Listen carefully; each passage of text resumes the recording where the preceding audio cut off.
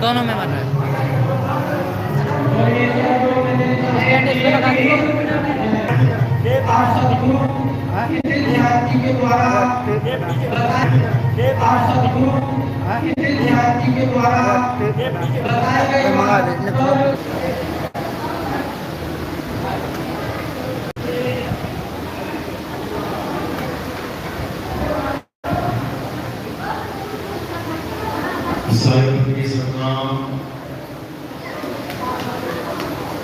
परमात्मा की अपार कृपा से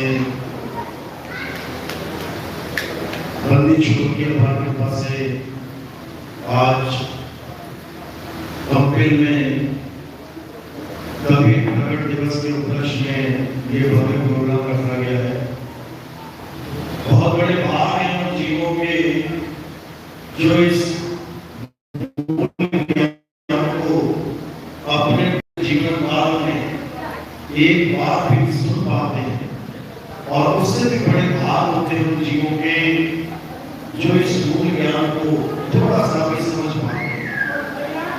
क्योंकि सुनना आसान है, लेकिन इसको समझना बहुत मुश्किल है। जिसमें परमात्मा की कृपा होती है केवल वही इस मूल ज्ञान को सुन और समझ पाते हैं, क्योंकि ये सबकी समझ में नहीं आता। ये ऐसा ज्ञान है जिसके लिए बहुत ज्यादा विवेक की जरूरत पड़ती है। बहुत ज्यादा विवेक होगा तभी ये ज्ञान समझ में आएगा, अन्यथा ये समझ में आने वाला नहीं है। चाहे सारी उम्र सुनते रहो, क्योंकि ये वो ज्ञान नहीं है कि मंदिर जाओ, पूजा पाठ करो, मस्जिद जाओ, नमाज पढ़ो, गुरुद्वारे जाओ, चर्च जाओ, वहां पूजा पाठ करो। ये वो ज्ञान नहीं है।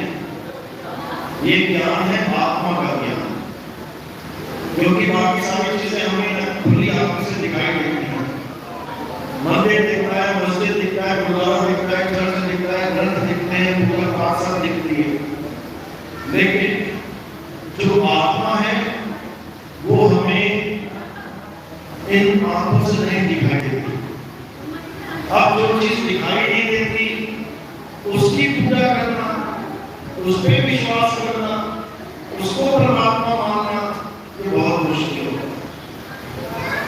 क्योंकि हर इंसान देखने दिखाने वाली चीज के ऊपर तो विश्वास कर सकता है, लेकिन जो चीज आंखों से दिखती नहीं है उस पर जल्दी विश्वास नहीं करता। लेकिन मालिक की कृपा होता है, बंदी छूट की दया होता है, तो जो चीज नहीं दिखाई देती है जिसे आत्मा कहते हैं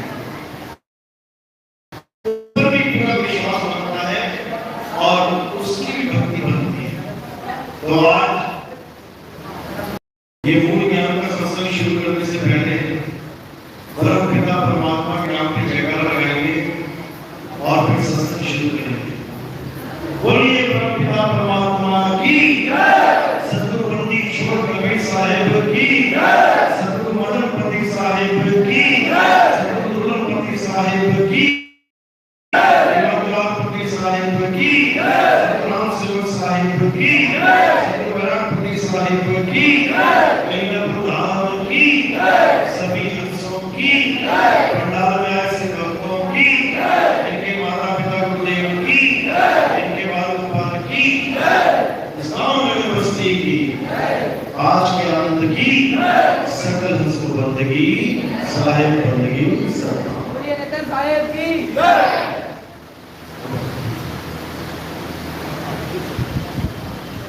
तो आज उस ज्ञान पे विचार करेंगे, उस आत्म ज्ञान पे विचार करेंगे जिसके लिए कबीर साहब बार बार इस धरातल पे आते हैं। हम जीवों को जगाने के लिए, हम जीवों को समझाने के लिए वो परम पिता परमात्मा इस मृत्यु लोक में, इस काल की नगरी में, इस मौत के संसार में बार बार आते हैं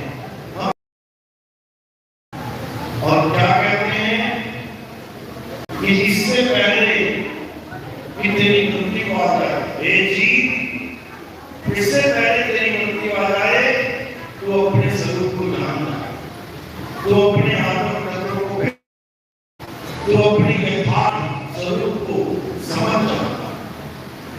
क्योंकि एक बार मृत्यु आ गई इंसान चोरे में तो 1,84 बार जन्मना पड़ेगा, बार बार जन्मना मरना पड़ेगा। किसी इंसान जन्म में अगर कल्याण नहीं हुआ तो 84 लाख योनियों में बार बार जन्म के मर के महादुख पाना पड़ेगा और उन 84 लाख में 1% भी चांस नहीं है कि किसी का कल्याण होगा। इंसान जन्म में तो कल्याण होने का चांस है। क्यों? क्योंकि अपने यथार्थ स्वरूप को जान सकता है, अपने आत्म ज्ञान को पहचान सकता है, अपने आत्म तत्व को जान सकता है।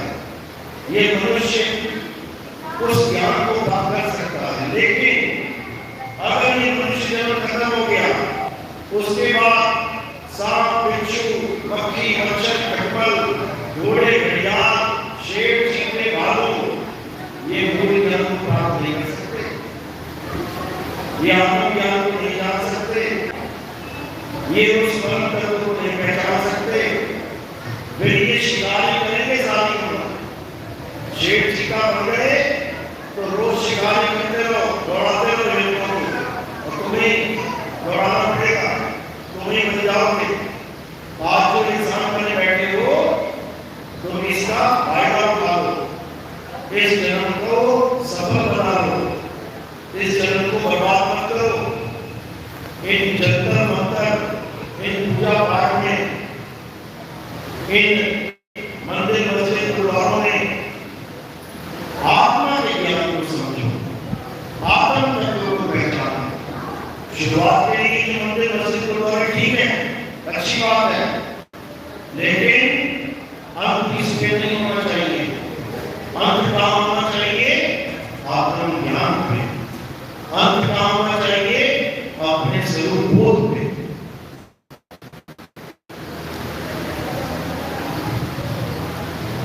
अंत का होना चाहिए मूल ज्ञान में। तो कबीर साहब समझाते हैं, धर्मदास जी को 600 साल पहले बोल रहे कि धर्मदास मेरी दात को आई और मूल ज्ञान बाहर न जाए, पवित्र ज्ञान की जग में भागो और मूल ज्ञान को मत कर राखो।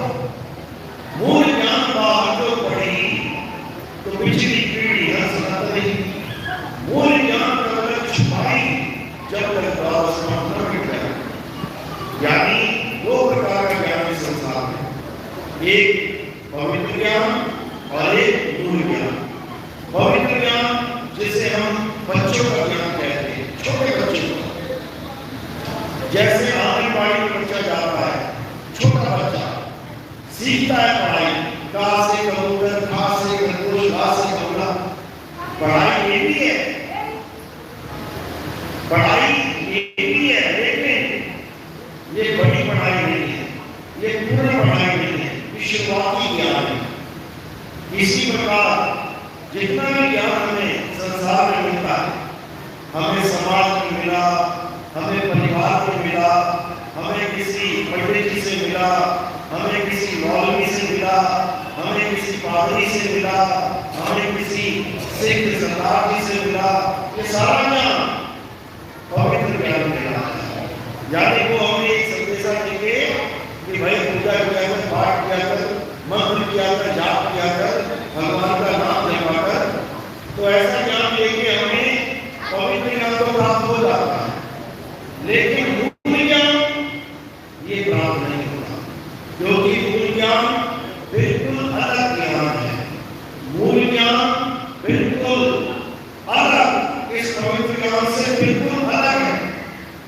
वो आत्म ज्ञान है, उसमें किसी की पूजा नहीं की जाती, उसमें किसी की भी नाम का जाप नहीं किया जाता, उसमें किसी की भी शक्ल का ध्यान नहीं किया जाता, उसमें किसी मंदिर मस्जिद गुरुद्वारे में नहीं कराया जाता।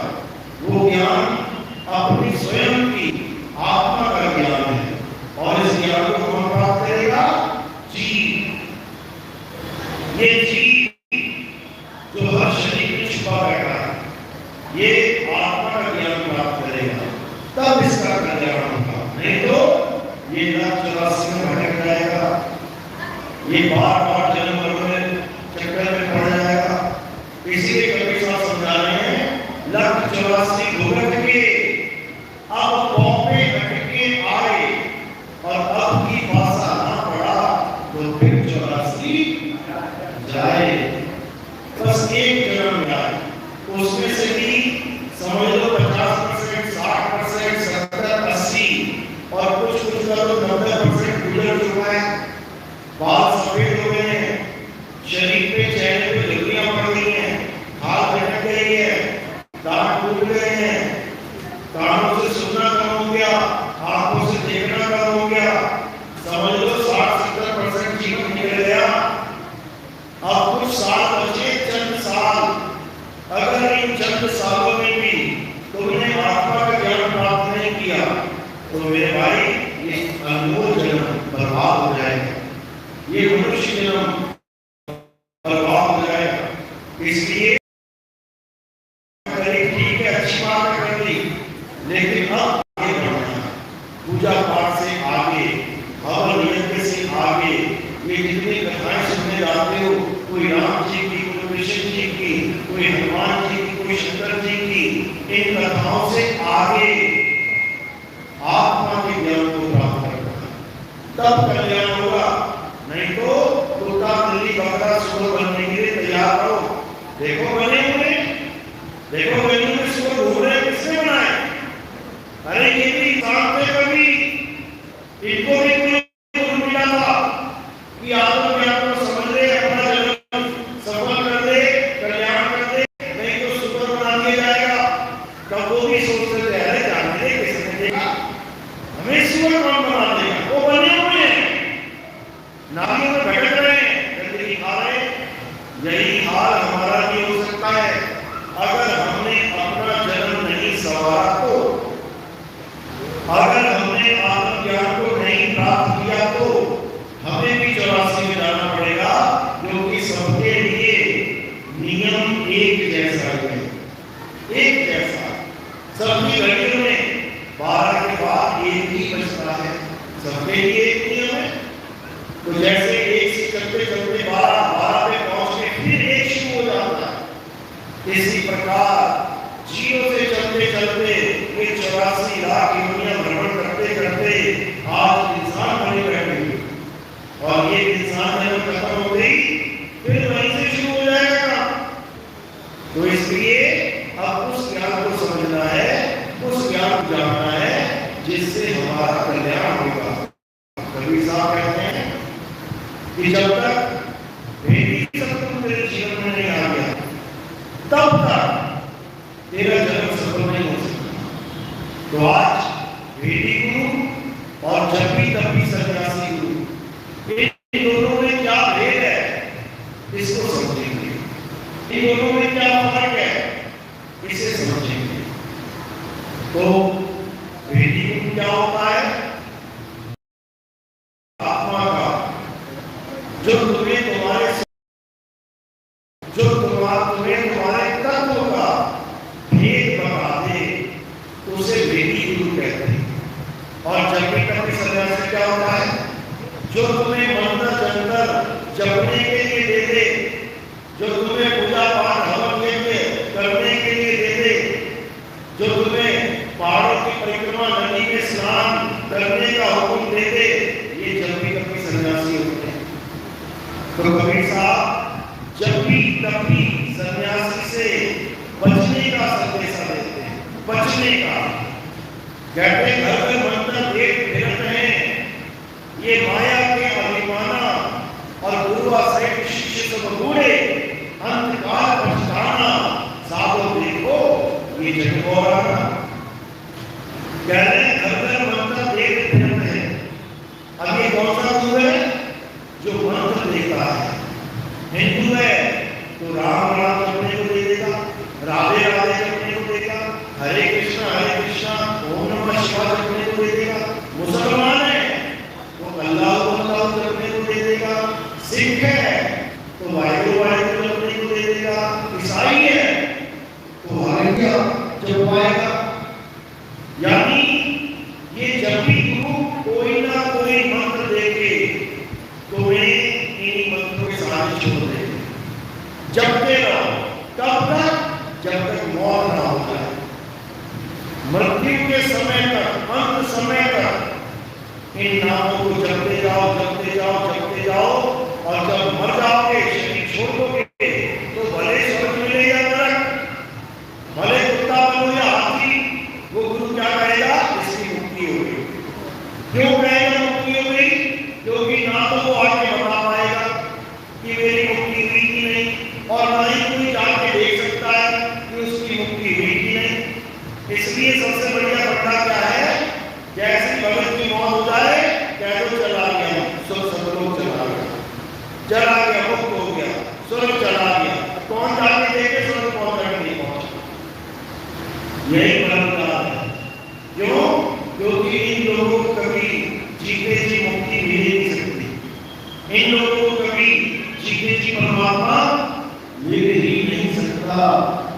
इसीलिए इन लोगों को मरने के बाद प्राप्त होने वाली मुक्ति का झांसा दिया जाता है।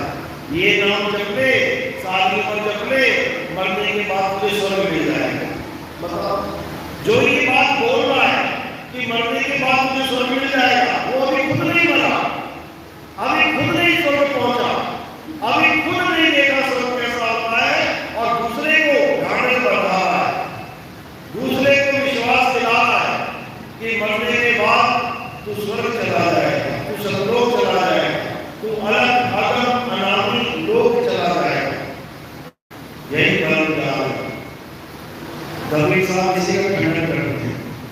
कहते अज्ञानी को स्वर्ग नरक है, हरि जाने को नहीं, और जिस भाव से सब लोग डरते हैं सो है हमरे नहीं। कहते अज्ञानी को स्वर्ग नरक, जो भी स्वर्ग और नरक की बातें करता है कि स्वर्ग मिल जाएगा, नरक में चला जाएगा, ये दोनों अज्ञानी हैं, दोनों अज्ञानी।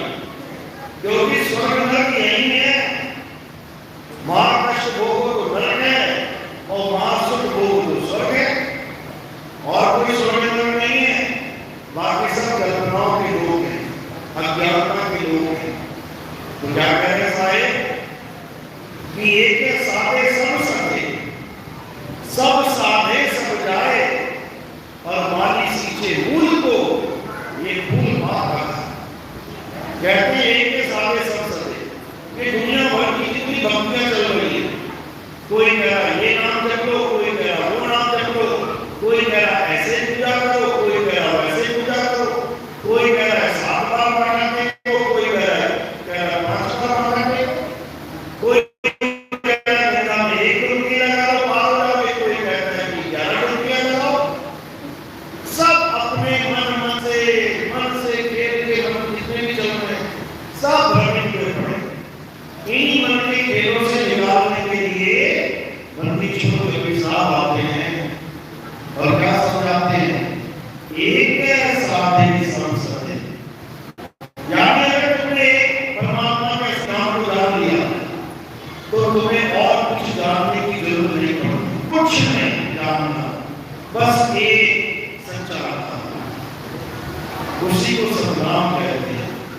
तो साहब कह रहे हैं सतगुरु सोई सतनाम बतावे, और बाकी गुरु कोई काम न आवे। यानी सच्चा गुरु वो है जो केवल सतनाम बता दे कि बेटा सतनाम ये है, बात खत्म। कोई पूजा नहीं, कोई पाठ नहीं, कोई हवन नहीं, कोई यज्ञ नहीं, कोई कुछ नहीं, एकमात्र सतनाम का भेद बताने वाले गुरु को पूरा गुरु कहते हैं।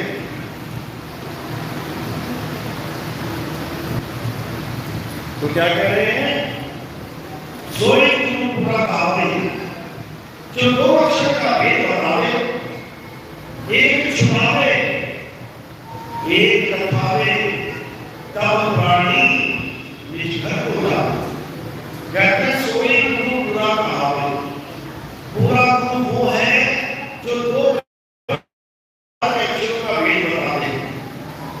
पहले प्रकार का अक्षर 52 अक्षर, ये मुंह से बोले जाने वाले सारे अक्षर आ ई उ ए ए का गा ये सारे अक्षर किसने बनाए? इंसानों ने बनाए। किसने अक्षरों से शब्द बनाए? इंसानों ने बनाए। 2 या 2 से ज्यादा अक्षरों को मिला के शब्द का विस्तार होता है, शब्द की रचना होती है। पूरी अक्षरों को किसने बनाया? इंसान ने। अक्षरों को मिला के शब्द किसने बनाया? इंसान ने। शब्दों को मिला के वाक्य किसने बनाया? इंसान ने। और वाक्यों को मिला के पैराग्राफ किसने बनाया? इंसान ने। पैराग्राफों को मिला के बड़े बड़े ग्रंथ किसने बनाए? इंसान ने। सब कुछ इंसान ही बना रहा है, लेकिन जिस चीज को बना रहा है उसको बड़ा और खुद को छोटा मानने लगा। मूर्तियां कौन बना रहा है? इंसान। खुद को छोटा, मूर्ति को बड़ा समझ रहा है। मंत्र कौन बना रहा है? इंसान। खुद को छोटा, मंत्र को बड़ा समझ रहा है। मंदिर मस्जिद गुरुद्वारा चर्च कौन बना रहा है? इंसान। खुद को छोटा, मंदिर मस्जिद गुरुद्वारा को मान देगा। एक इंसान कौन बना रहा है? इंसान। खुद को छोटा और एक इंसान को बड़ा मानता है। बस यही बात है। इसी भ्रम को तोड़ने के लिए सतगुरु कबीर साहब संसार में आते हैं। क्या कहते हैं? अरे ब्रह्म बराकी जहां से आया, ब्रह्म बराकी जहां से आया, और वेद बराकी निर्माया। एक ही लाइन में निगड़ा कर दिया। कहते वेद बड़ा है या वेदों की रचना करने वाला बड़ा है? जिसने वेदों को बनाया है सोचो वो कितना बड़ा होगा। वेद तो उसकी एक रचना मात्र है। तो कह रहे हैं कि मन बड़ा की मन माना, राम बड़ा की राम नहीं जाना।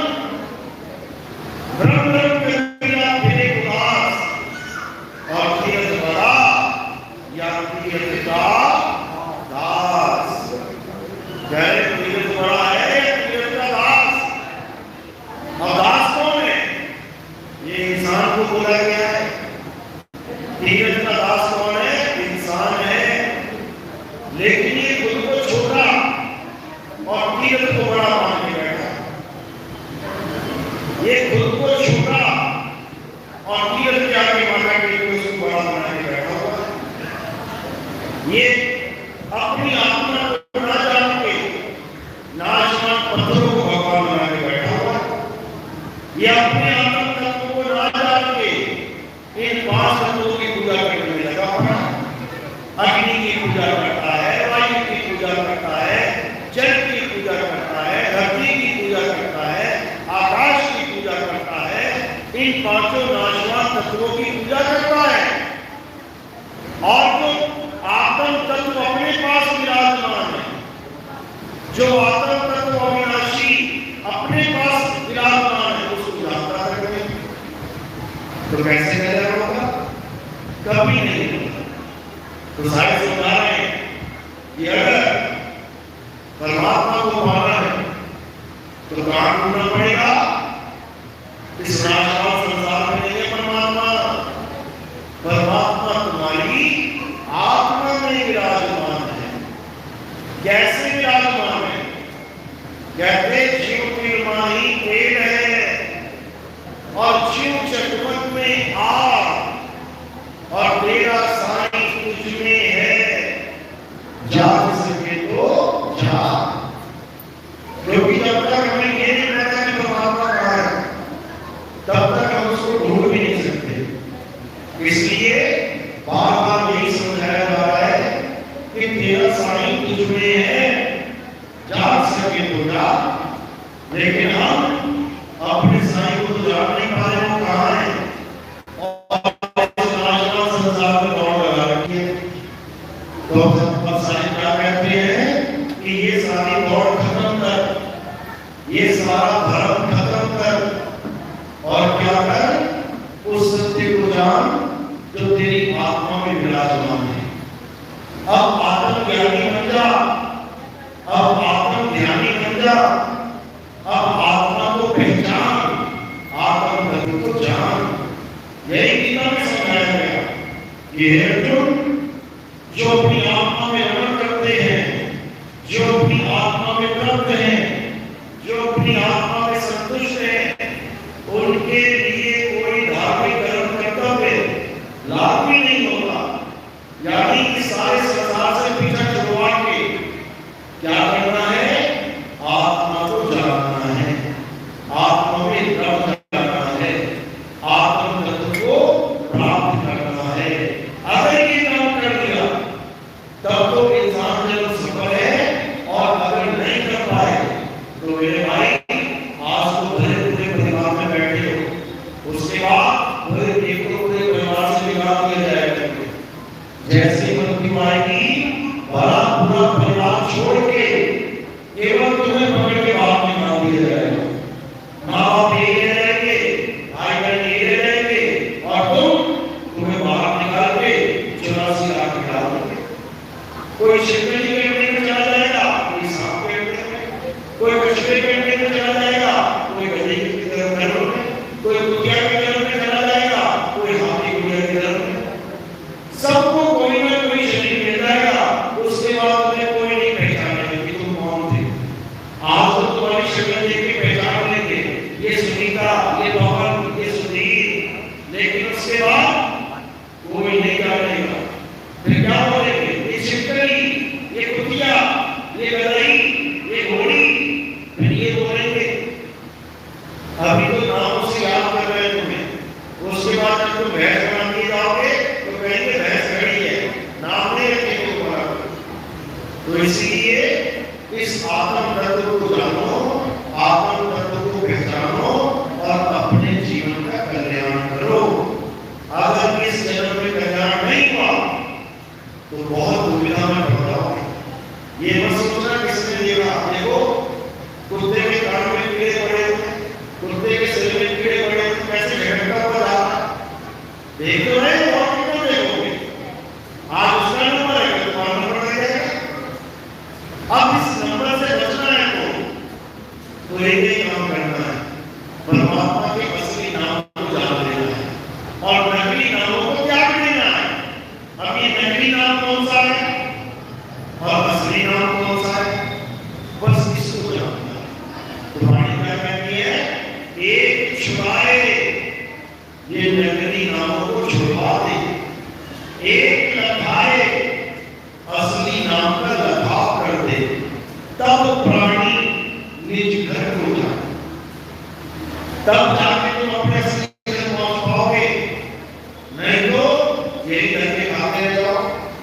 तो नकली नाम क्या होता है, इंसानों के द्वारा बनाए गए नाम, हिंदी के, पंजाबी के, उर्दू के, फारसी के, ये सब नाम नकली हैं। नकली क्यों है, क्योंकि ये लिखे और मिटाए जा सकते हैं। जो चीज मिट जाए वो नकली है, और जो कभी न मिटे वो असली है। इसलिए कहते हैं परमात्मा को कोई मिटा नहीं सकता, खत्म नहीं कर सकता, क्योंकि वो असली है। अब वो असली है तो उसका नाम भी असली है, नहीं तो वे नकली नाम लेके घूम गया परमात्मा, बिल्कुल नहीं। परमात्मा सत्य है, उसका नाम भी सत्य है। इसीलिए कहते हैं एक तू सच्चा, तेरा नाम सच्चा। ये दो नहीं है कि तू अलग है और तेरा नाम अलग है, वो एक ही है। लेकिन अज्ञानता में दो बने बैठे हैं, अज्ञानता में दो हो गए। लेकिन जब ज्ञानी पुरुष आते हैं तो उन दो को एक कर देते हैं, वो दो नहीं रहने देते। तो क्या होगा, उसी आत्म तत्व को जिसे सतनाम कहते हैं, फिर उसका बोध होगा। सतनाम आत्मा का भी नाम है और सतनाम उसका असली नाम भी है, लेकिन जपने में नहीं आता कि सतनाम सतनाम करने लगा।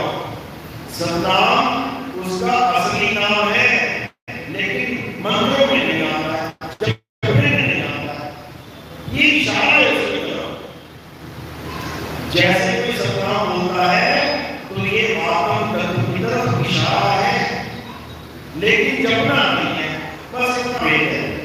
तो साहिब कहते हैं लोगों का ढूंढने बंदे, मैं तो तेरे पास में, नाम है जप में, नाम है तप में, और नाम है एकांत निवास में। मैं इन जप और तप से मिलने वाला नहीं। ये सारे जप, ये सारे तप, ये सब काल की साधना है। ये काल भगवान को खुश करने के लिए मंत्र बनाए गए हैं। ये सारा खेल मन और माया का है, लेकिन परमात्मा की जो असली लीला है वो एक सदगुरु करता है। सदगुरु वेद बताता है, जो कहते हैं ना परमात्मा आते हैं जीवों को तारने के लिए, वो सदगुरु आता है जीवों को तारने के लिए। सदगुरु की लीला और परमात्मा की लीला एक ही है, बस फर्क इतना है कि परमात्मा आता नहीं है और सदगुरु आता जाता है, बस इतना फर्क है। परमात्मा अडोल है और सदगुरु जल अवस्था में होता है, वो आता है जाता है, ज्ञान समझाता है। इसीलिए साहिब ने समझाया, कहते हैं आवे न जावे, जन्म नहीं मरे, सो निज पीर हमारा। यानी जो परमात्मा है, जो पीर है, वो क्या है, वो अचल है, वो चलता नहीं है, वो आता जाता नहीं है, वो हिल नहीं सकता, वो सदा सदा स्थिर रहने वाला है। और जो गुरु है वो आता भी है जाता भी है। इसीलिए कहते हैं सत्य लोग से हम चले आए, काटन यम जंजी। इसीलिए कहते हैं संतो अविगत से चला आया, चला आया यानी अचल अवस्था नहीं है, वो चल अवस्था है। तो परमात्मा की लीला सदगुरु की लीला होती है। इसी को नौतम स्वरूप कहते हैं। नौतम स्वरूप यानी एक ऐसा शख्स जो परमात्मा की बात हम तक पहुंचाता है, और वो और कोई नहीं, बंदी छोड़ कबीर है। इसी के ज्ञान मंत्री में आता है, नौतम नाम साहिब का रूपा। जो ज्ञान कुंडली पढ़ते हैं उनको ये लाइन एक मिनट में याद आ जाएगी, लेकिन इसका मतलब नहीं पता किसी को। तोते की तरह बस रटते जा रहे हैं, रटते जा रहे हैं, रटते जा रहे हैं। मूल ज्ञान रटने रटाने का ज्ञान नहीं है, मूल ज्ञान लिखने पढ़ने का ज्ञान नहीं है। कहते हैं पढ़ पढ़ के पत्थर आया और लिख लिख के भया चोर, और जिस पढ़ने साहित्य मिले सो पढ़ना कुछ और। वहां पे किताबें नहीं पढ़ी जाती, मूल ज्ञान में अक्षर नहीं पढ़े जाते, मूल ज्ञान में आत्म तत्व को पढ़ा जाता है, मूल ज्ञान में खुद की पहचान की जाती है, मूल ज्ञान में तंत्र मंत्र पूजा पाठ हवन यज्ञ ये सब छोड़ दिया जाता है। छोड़ दो और क्या करो, हे अर्जुन, जो अपनी आत्मा में रमण करते हैं, जो अपनी आत्मा में तृप्त हैं, जो अपनी आत्मा में संतुष्ट हैं, उनके लिए कोई धार्मिक कर्म कर्तव्य लागू ही नहीं होता। बिल्कुल क्लियर। कभी साहब भी यही समझा रहे हैं, कह रहे जितने भी जाप है छोड़ दो, जो भी आत्मा जाप कर रहे हो छोड़ दो, जो भी अनंत नाम सुन रहे हो छोड़ दो, और क्या करो, कहते हैं जाप मरे अजमा मरे, अनहद भी मर जाए, और सूरत समाये जीवन में वाको कालना आए। अब ये सूरत समाये जीवन में का क्या मतलब है? इसका वही मतलब है जो गीता समझा रही है, हे अर्जुन, अपनी आत्मा में रमण कर। आत्मा यानी जीव नहीं। कुछ लोग आत्मा को जीव मान बैठते हैं कि आत्मा जीव है, बिल्कुल नहीं। आत्मा अजन्मा है, शाश्वत है, अघोर है, अबोध है, अकह है, अनाथ है, अचल है, सदा स्थिर रहने वाला है। ये आत्मा ही सत्य सनातन है। इस सत्य सनातन को जानना है, इन मंत्रों को नहीं पकड़ना। लेकिन ये बात किसी के समझ में आती नहीं। सोचते हैं कि मंत्रों को छोड़ दिया तो भगवान को ही छोड़, बस यही अज्ञान है।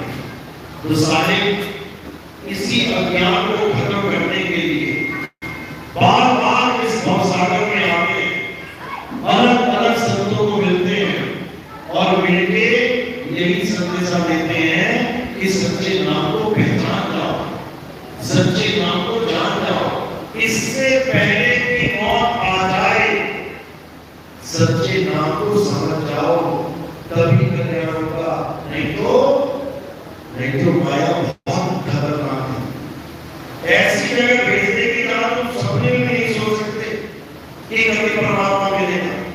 अफ्रीका के जंगल में आपकी बना देगी, सोचो मुझे आपकी जगह मिल जाए, ऐसी जगह आपकी जगह बनाएगी जहां पूरा दिन तुम शिकारी करते रहोगे।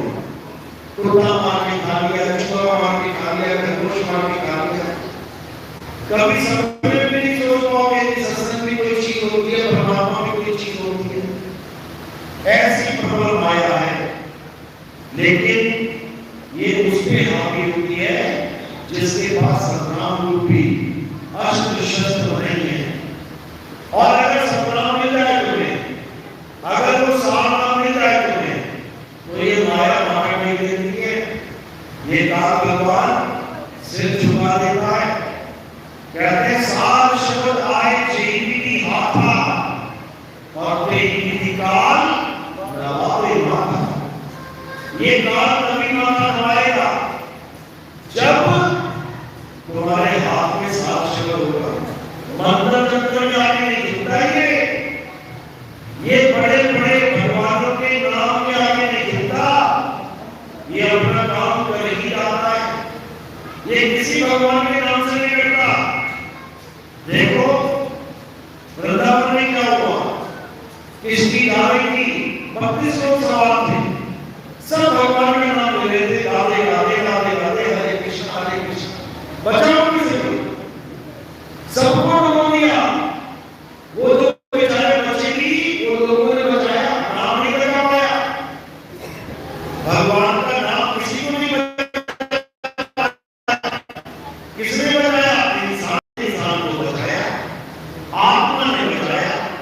लेकिन इतनी बात समझ नहीं आ रही है। आप भी सोच रहे हैं भगवान का नाम लेंगे तो मौत भी टल जाएगी, किसी की नहीं टलेगी, टल ही नहीं सकती, वो तो अपना काम करेगी।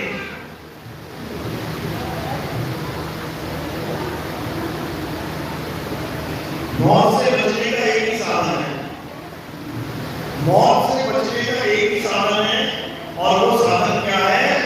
कृष्ण जी समझाते हैं, हे अर्जुन, अगर इस मृत्यु से बचना चाहते हो तो तुम सत्य को जान लो, और सत्य क्या है? आत्मा ही सत्य है। आत्मा को जानने के लिए कहां जाना पड़ेगा? कहते हैं, हे अर्जुन, इस आत्मा को जानने के लिए तुम तत्वदर्शी संत की शरण में जाओ, उस तत्वदर्शी संत की शरण में जाओ जिसने आत्मा को जान लिया। कौन सी आत्मा को? अचल आत्मा को।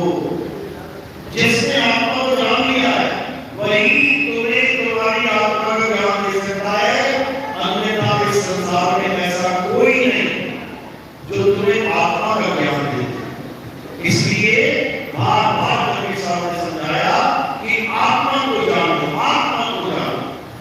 आत्मा को ज्ञान बिना न भटके, कभी काबा कभी कासा। मंत्र ज्ञान बिना नहीं कि मंत्र ज्ञान बिना न भटके। अरे मंत्रों को तो झूठ बोला है कबीर साहब ने, तंत्र मंत्र सब झूठ है, इनमें न भर में कोई, और साल शब्द जाने बिना काका हंसना होए। यानी इन मंत्रों जंत्रों का सारा छोड़ दो और आत्म तत्व से खुद को जोड़ दो। तुम्हारी आत्मा की वजह से ही सारे मंत्र निकल रहे हैं, तुम्हारी आत्मा की वजह से ही सारे नाम निकल रहे हैं, तुम्हारी आत्मा की वजह से ही सारे अक्षर निकल रहे हैं। उन निकलने वाले अक्षरों को छोड़ो और जिसकी वजह से निकल रहे हैं उसको समझ लो, 101% कल्याण हो जाएगा। मेरी बात समझ में आ रही है? किस किस का ज्ञान कर दो? बहुत अच्छी बात है, क्योंकि जब तक ज्ञान समझ में नहीं आए तब तक कल्याण नहीं होगा। इसलिए मूल ज्ञान को अच्छे से समझना है। ये पक्षपात वाला ज्ञान नहीं है कि मैं हिंदू हूं तो मैं इस ज्ञान को नहीं सुनूंगा, मैं मुस्लिम हूं मैं इस ज्ञान को नहीं समझूंगा, मैं सिख हूं ईसाई हूं। मूल ज्ञान से हमें क्या लेना है? मूल ज्ञान किसी धर्म विशेष का ज्ञान नहीं है कि ये हिंदुओं का ज्ञान है, मुसलमानों का ज्ञान है, सिखों या ईसाइयों का ज्ञान है। मूल ज्ञान सबका साझा ज्ञान है। हिंदू को भी मूल ज्ञान चाहिए, मुसलमान को भी मूल ज्ञान चाहिए, सिख ईसाई को भी मूल ज्ञान चाहिए। बिना मूल ज्ञान के किसी की मुक्ति नहीं हो सकती, क्योंकि मूल ज्ञान आत्म ज्ञान है। किसके पास आत्मा नहीं है? हिंदू के पास आत्मा है, बिल्कुल है, तो हिंदू हो गया आत्मा का ज्ञान समझ ले। मुस्लिम के पास आत्मा है, बिल्कुल है, तो मुस्लिम हो गया आत्मा का ज्ञान समझ ले। सिख ईसाई के पास आत्मा है, बिल्कुल है, तो सिख ईसाई हो गए आत्मा का ज्ञान समझ ले। चारों को एक होने से कोई नहीं रोक सकता अगर इस मूल ज्ञान को समझने को। चारों धर्म एक हो जाएंगे अगर इस मूल ज्ञान को समझने को, और अगर इस मूल ज्ञान को नहीं जानना तो लड़ते रहो, मरते रहो, झगड़ते रहो। कभी तलवारें निकल आती हैं, कभी गोलीबारी होने लग जाती है, कभी लड़ होने लग जाते हैं। बिना मूल ज्ञान के हाहाकार मचेगा इस संसार में। इस संसार में जितने भी युद्ध होते हैं वो धर्म युद्ध होते हैं। एक धर्म दूसरे धर्म वालों पे अटैक कर देता है। कभी यहूदी अटैक कर देता है ईसाइयों पे, कभी ईसाई अटैक कर देता है मुस्लिमों पे, कभी मुस्लिम अटैक कर देता है हिंदू पे, कभी हिंदू अटैक कर देता है सिखों पे। देखो इतिहास हुआ हर जगह जितने भी झगड़े हुए बड़े से बड़े ये धर्म के नाम पे हुए।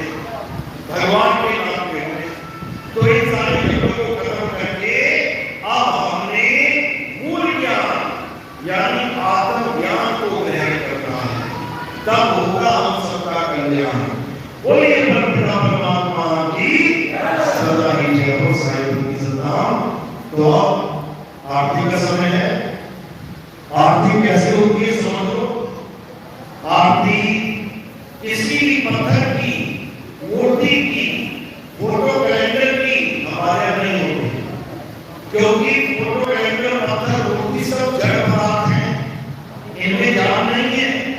ये ना बोले ना डोले ना खाए ना पिए ना चले ना कुछ नहीं कर सकती। जैसे पढ़े जैसे बड़ा बड़ा होता है वैसे पढ़े, तो आगे गुजरना तो हो गया काम, नहीं तो नहीं पढ़ा। तो हमारे यहाँ आत्मा की आरती है। कैसे होती है? थोड़े से फूल उठाने और मेरे सिर के ऊपर रख देने। सिर के ऊपर रखे क्योंकि पैर के अंगूठे से लेके सिर की चोटी तक ये क्या दिखाई दे रहा है? नाशवान शरीर। हमारे यहाँ नाशवान शरीर की पूजा भी नहीं होती। इन फूलों को हमने कहा था नाशवान शरीर से परे। तो ये किसको समर्पित हो जाता है? ये आत्मदेव को समर्पित हो जाता है। हमारे यहाँ आत्मा की पूजा होती है, आत्म तत्व की पूजा होती है। तो सिर के ऊपर फूल रखने और कोई प्रचार प्रसार में योगदान करना चाहेगा, सेवा में योगदान करना चाहेगा, तो वो केवल चरणों में है। उस सेवा से क्या करते हैं? हमारा प्रोग्राम टीवी में भी आता है। आप सुबह सुबह टीवी चैनल खोलना, पौने 7 बजे बैठकर आप साधना टीवी और ईश्वर टीवी, इन दोनों में आप जब देखोगे तो शुरू में बाबा लोग काफी आएंगे। एक बाबा आया, घंटा बोल के चला गया, दूसरा बाबा आया, घंटा को घंटा बोल के चला गया, तीसरा बाबा आया, घंटा को घंटा बोल के चला गया। क्या बोलते हैं ये तुम्हें समझाते हैं, जनता को समझाते हैं कि परमात्मा को पाना है तो नाम जपो, नाम जपो, नाम जपो। अब इतना बोलने से बाबा चला जाता है तो मैं आ जाता हूँ और मैं क्या कहता हूँ? परमात्मा को पाना है तो नाम छोड़ो, नाम छोड़ो, नाम छोड़ो और आत्म तत्व से खुद को जोड़ो, तब होगा तुम्हारा कल्याण। नहीं तो 84 में होगा घमासान। एक लोग चैनल खोल के मगरमच्छ कहीं भैंसों के साथ घमासान कर रहा है, भैंस पानी पीने गई, मगरमच्छ ने पकड़ लिया, अब पानी में घमासान चल रहा है। कहीं शेर में किसी हिरण को पकड़ लिया, वहां घमासान चल रहा है। किसी टेकुए ने कहीं सुअर को पकड़ लिया, वहां घमासान चल रहा है। सारी उम्र घमासान ही चलता रहेगा। चूहा बन गए तो बिल्ली से घमासान होगा, बिल्ली बन गए तो कुत्ते से घमासान होगा, कुत्ता बन गए टेकुए से घमासान होगा, टेकुआ बन गए तो बाघ से घमासान होगा, बाघ बन गए तो शेर से होगा, कुछ ना कुछ होता ही रहेगा। तो इसलिए अब अपने आत्मा का कल्याण करना है हमें और मूल ज्ञान को अच्छे से समझना। हमारा यूट्यूब चैनल भी है, आप सत्संग सुनना चाहते हैं यूट्यूब चैनल पे सर्च करें, कहत कबीर सुनो भाई साधुओं ने विकास। इतना लिखोगे तो 2 चैनल सामने आ जाएंगे आपके, वो दोनों हमारी हैं। और भी चैनल में आप देखोगे दास के सत्संग, हजारों चैनल आ जाएंगे, हजारों सत्संग आ जाएंगे। बस सुनते जाओ, सुनते जाओ, सुनते जाओ और सारे अज्ञान का खात्मा करके उस सत्य से जुड़ते जाओ।